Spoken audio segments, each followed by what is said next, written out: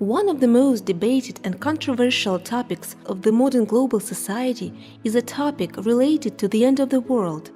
Its alleged inevitable occurrence seems obvious in line of various prophecies, esoteric revelations, and even scientific evidence. Currently, the worldwide media is oversaturated with information regarding a numerous of apocalypses which were supposed to happen, but for some reasons never actually did. The oncoming schedule of various ends of the world is optimistically projected by many internet users way into the future, for some 3,000 years ahead.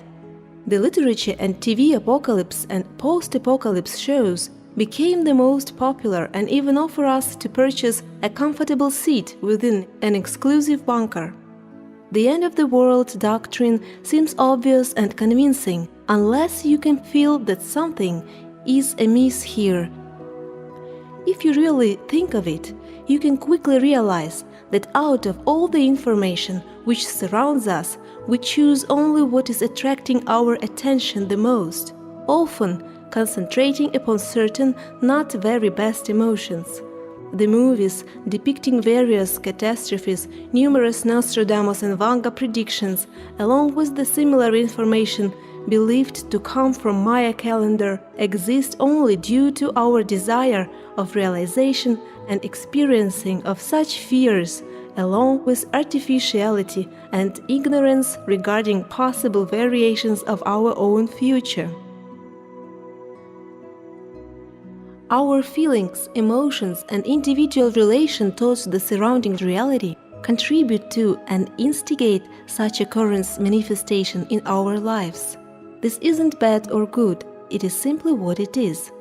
Many people expect the improvement of only the outer attributes of their lives, entirely and blindly relaying their vital responsibilities onto God, a destiny, a government, various scientific discoveries, or even a career or residence change.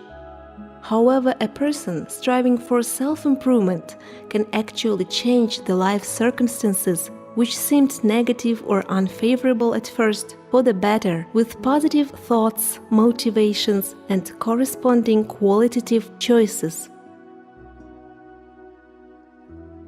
Within considerably more harmonious variations of our future, there are no destructive circumstances or dangers for a human race at all, since once we assert in a positiveness of our psychomental state, we automatically become the participants of more favorable scenarios of our own existence.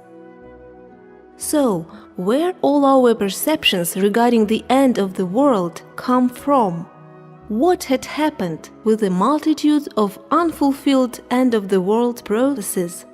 In philosophy, the multidimensionality idea had existed from the immemorial.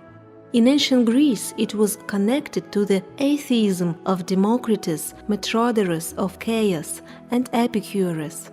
Today, the multidimensionality theory is illustrated within the most progressively developing fields of theoretical physics.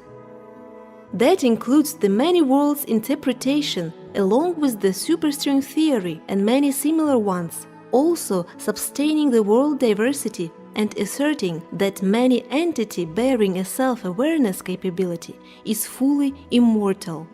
This multivariant world order approach is also being one of the most fundamental axiomatic notions of the Iissiidiology. All the infinity of our future development scenarios can be compared with radio waves being transmitted simultaneously. When we are listening to any particular radio station, all others supposedly don't exist for us, even though they are also being transmitted by various other radio stations at the same time. Our self-consciousness can in fact be compared with such complex configuration radio receiver-transmitter device, by means of which we sort of tune onto various development scenarios of our future. So, if your radio device doesn't tune onto a particular radio channel or frequency, all you should do is slightly turn the knob tuning onto the desired frequency. It is basically the same with all possible development scenarios. If your surrounding reality ceased to be of comfort to you, simply find a motivation corresponding to your objectives and change your psychomental self-consciousness condition, thus tuning onto a desired frequency, mostly correlating to your expected development scenario. All the dynamics of surrounding space is projected into our self-consciousness like radio waves, simultaneously broadcasted by the multitude of radio stations. But after all, we don't listen to all at once. We choose out of every potential provided to us possibilities only those that attract personally us being in a certain mental state. Exactly at this moment we start to perceive ourselves in corresponding scenarios. What determines our perception of ourselves in this or that scenario? From the point of view of Iissiidiology, any scenario is a process of getting experience. It is perception yourself in the concrete life circumstances. The meaning of this process is that we cannot react negatively to what already structures our self-consciousness with a deep enough experience of self-cognition and has no interest for us. The multi-world approach to the principle of our existence and surrounding us reality suggests that there always exist scenarios where we continue to perceive ourselves living, and scenarios with so-called fatal outcome. But perceive oneself dead is not possible, as it was never possible to anybody. This is because each of us at any moment of time perceives oneself only living. It's even possible to say more precisely, we are hopelessly immortal.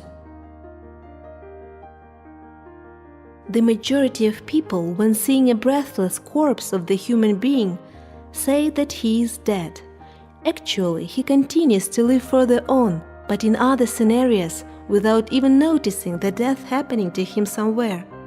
So, such phenomena as death is just a process of changing of one scenarios to others, representing the universal mechanism of continuous transferring of experience for our further infinite existence. It's important to always remain conscious and not to forget that absolutely everything which regards your personal life is in your own power. And it depends only on you in which form of all the multitude scenarios you will personally perceive yourselves. Being in the scenarios where exists so much far-fetched information about the so-called doomsday is mainly defined by the presence of the instinctive fear of death in people. Where does the fear of death come from? We used to identify ourselves with our visible and tangible body, and of course we are doing our best to protect, to secure, and to maintain it. As many times we were convinced what happens to bodies of people when they die. And we became confident that death is a complete disappearance of a personality. This is the main fallacy of our primitive understanding of ourselves, which in turn gives rise to desperate terror and animal fear, which we literally, continuously, though not always consciously, experience in our life. In such states, every moment we generate negativism in the information space of our self-consciousness, and then project it to the surrounding reality, thus creating main causes of endless conflicts and discord, enmity and discrepancies, murders, wars, disasters, and ends of the world. And it lasts for many, many thousands of years.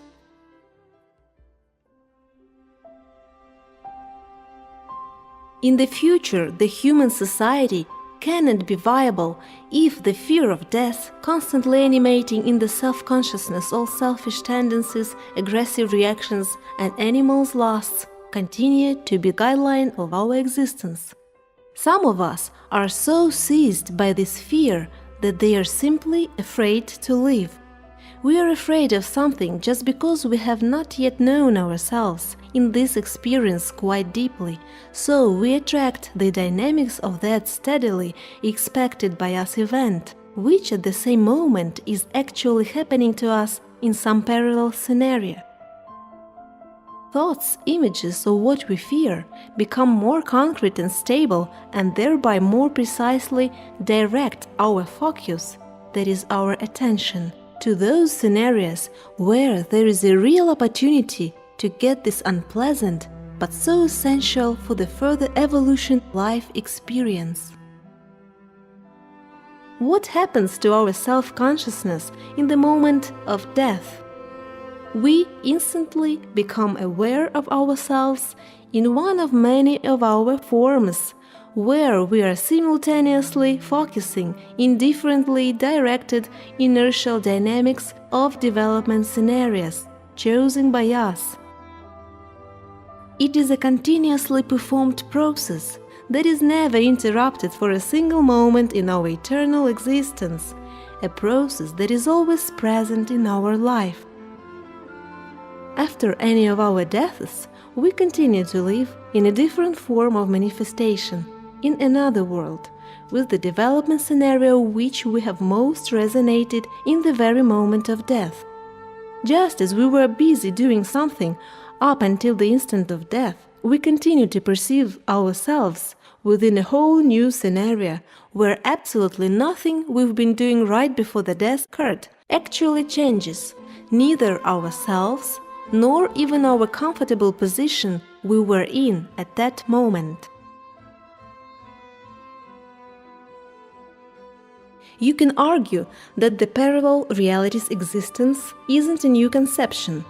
It is indeed correct. However, what do we gain by simply knowing about this fact? For instance, what do I care even when I know that I live somewhere else, while not being able to realize myself there? And if I don't know that in reality I always exist everywhere? How can I utilize this multidimensional fact of the universal diversity? What does it mean personally for me?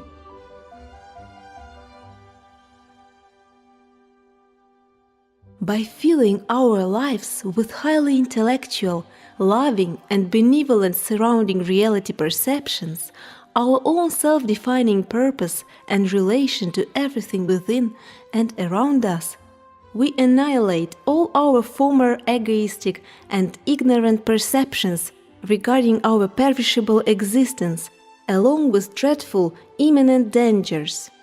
All these perceptions depart our personal lives, along with these our personalities, who die and perish on a daily basis. But only the surrounding observers can see that, throughout the various scenarios, while implementing the lesser qualitative choices. All their existential experience immediately becomes a constituent part of these of us who have chosen the most favorable path of a true human being, the path of highly intellectual altruism coupled with a highly altruistic intellect. In this precise development scenario, absolutely nothing which is even remotely associated with an end of the world will occur. Instead, everyone will be provided with yet more opportunities for their new constructive realization. There are hundreds of thousands of years to come, and none of us will ever even remember that something unpleasant had to occur. Within the realities of our harmonious future, there are no fears exist, because everyone understands that the lesser qualitative choices, along with negative states of mind, immediately refocuses a person into considerably less favorable scenarios. It is important to realize that every one of you always has a chance of refocusing into the more qualitative existential circumstances. However, this always requires a great deal of effort. The most important factor here is the elevation of your vital activity level to the state of absolute positiveness toward everything around you. However, such high-qualitative state of self-consciousness is extremely difficult to maintain, constantly experiencing a pain, humiliation, limitedness, dependence, depression, and tiredness. To normalize and exit from these states, you should always try to find in your principal positions such motivations that could help you to positively justify still obscure situations and circumstances. Yes, so far at this level of perception, I don't understand why it's happened to me, though I think I have made my best to avoid such a situation. Or am I wrong in my assessment because of my ambition, arrogance, intolerance, criticism? What prevents me to try this one, the most self-pejorative choice which seemed to me earlier completely unacceptable? After all, it all depends on me. Thinking so, you gradually withdraw fault for a conflict situation from someone else and completely focus on the process of improving quality of your own self-consciousness, what greatly reduces the degree of your conflict attitude. And once you catch yourself on the fact that motivations that now you seem quite normal and acceptable, even a month or two ago could not be accepted by you. If your choices leave much to be desired, then your interpersonal relations and the circumstances around you will also be less than ideal or meeting your better needs. Responsibility in the relationship is the ability to meet the needs, demands, and expectations of those with whom you associate your life positively and with a deep understanding of evolutionary essence of ongoing events. If you are in a stable state of unconditional love, which allows to understand and take into account the interests of all living things, then you automatically and voluntarily, by means of your thoughts, feelings, words, and actions, lay personal responsibility on the quality of ideas that shape the reality around you. In these states, you will never doubt to sacrifice your own selfishness, pride, and ambition to the long-term development of the interpersonal relations with anyone else on a more harmonious and positive level. Because in the state of true love, you become free from all forms of selfishness, jealousy, hypocrisy, and arrogance, which are so valuable for you now and so important in relationships with others. Selfishness is the most powerful destructive force, retarding the more rapid development of positive and altruistic ideas in our self-consciousness.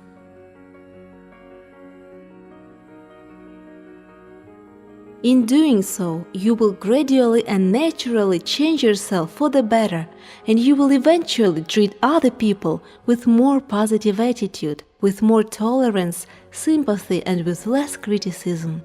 You will start to equally value their freedom of choice as your own.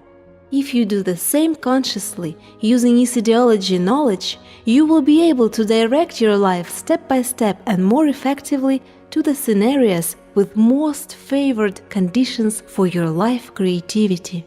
Try to understand that the main reason of some unpleasant things that still happen in your life is not that you are so bad or unworthy of having a better life, but rather that you are too afraid of all complications and that you dramatize and fear almost every trouble or even every ordinary event that happens in your life. And your only wish is to escape from such situations as soon as possible.